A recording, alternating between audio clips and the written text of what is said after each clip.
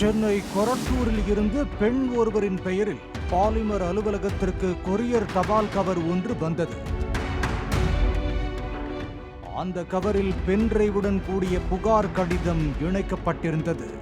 அதில் ராயப்பேட்டை அரசு மருத்துவமனை புற்றுநோய் துறை தலைவர் டாக்டர் சுப்பையா சண்முகம் என்பவர் அறுவை சிகிச்சை மருத்துவர்கள் உடை மாற்றும் அறையில் செவிலியர் ஒருவரிடம் தவறாக நடக்கும் வீடியோவை அனுப்பியுள்ளதாக குறிப்பிடப்பட்டிருந்தது.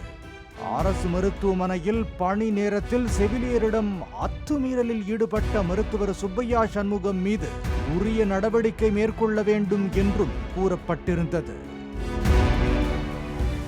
இந்த வீடியோ மற்றும் புகார் குறித்து விளக்கம் பெற டாக்டர் சுப்பையா சண்முகத்தை தொடர்பு கொண்டோம்.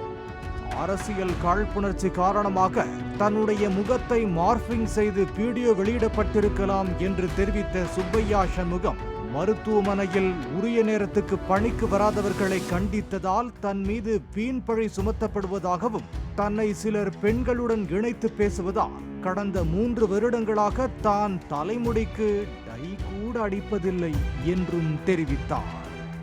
இது யாராவது அரசியல் ரீதிக்காக ஏதாவது ஒரு காழ்ப்புணர்ச்சினால ஏதாவது பண்ணிட்டு இருக்கிறது, ஒழுங்கா வேலை பாக்குறவங்க தொல்லை பண்றது ஹாஸ்பிட்டல்ல கேளுங்களேன். இந்த மாதிரி விஷயங்கள்லாம் ஹாஸ்பிட்டல் நம்ம விசாரிக்க 4 பேஷண்ட்ட 4 டாக்டர் விசாரிக்கலாம் இல்லையா? என் கீழே எவ்வளவு ஸ்டூடெண்ட்ஸ் இருக்கிறாங்க, லேடிஸ் ஸ்டூடெண்ட்ஸ் இருக்கிறாங்க. இத்தனை வருஷத்துல இத்தனை லேடிஸ் ஸ்டூடெண்ட்ஸ் படிச்சுட்டு இருக்கிறாங்க. யாருமே இது வரைக்கும் இந்த மாதிரி கம்ப்ளைண்ட் பண்ணது கிடையாது. ஏன்னா இந்த மாதிரி நம்மள பெண்கள் விஷயத்துல தவறா பார்க்க கூடாதுக்காக தைரியடிக்கிறேன்.